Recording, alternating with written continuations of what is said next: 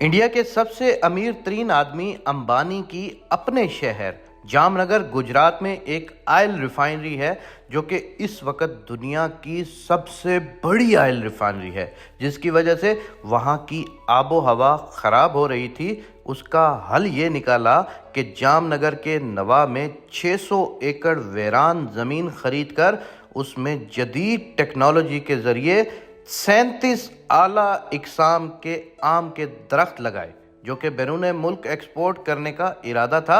जामनगर आम का ये बाग एशिया का सबसे बड़ा बाग कहा जाने लगा। आम के इस बाग की वजह से जामनगर की फ़ज़ा सेहतमंद हो गई, मौसम में फ़र्क पड़ा और ज़ेरे ज़मीन पानी भी अच्छा हो गया। फिर चंद साल बाद ये दरख्त आम देना शुरू हुए और पिछले साल आम के इस बाग से 6000 टन आम मशरिक़ वुस्ता और यूरोप को एक्सपोर्ट किए, जिससे अंबानी और इंडिया को करोड़ों डॉलर का मुनाफा होता है। इस बाग से जामनगर के शहरियों को रोज़गार दिया गया है और मुनाफे का बड़ा हिस्सा जामनगर पर ही खर्च किया जाता है। अंबानी को कुछ देर के लिए छोड़कर पाकिस्तान के चंद बड़े अमीर ख़ानदान को देख लें।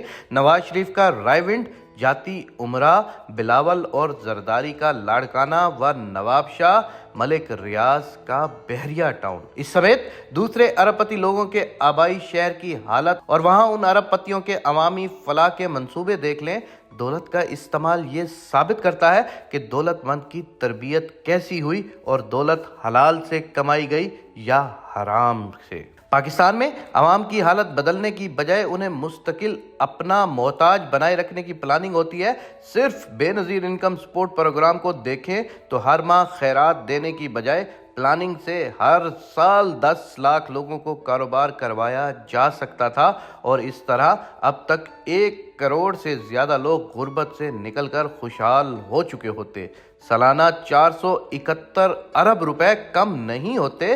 इस तरह के बेशुमार सरकारी व गैर सरकारी प्रोग्राम हैं जो आवाम को भीख मांगने की आदत डालकर मुस्तकिल भिखारी बने रहने की ट्रेनिंग देते हैं। जब कोई मुल्क मुआशी मसाइल में फंसा है तो उसके बैंक अपना पैसा आसान शराइत पर आवाम को देते हैं, मगर पाकिस्तान डूब रहा है और सिर्फ एक अस्करी बैंक ने इस साल अरबों रुपए सालाना मुनाफा कमाया। बाकी बैंक तो शायद उससे भी ज़्यादा मुनाफा कमा रहे हैं। अब बात सिर्फ ये है कि 471 अरब रुपए सालाना जो हम अपनी आवाम को भीख देते हैं, क्या इसका कोई दूसरा हल नहीं निकल सकता था?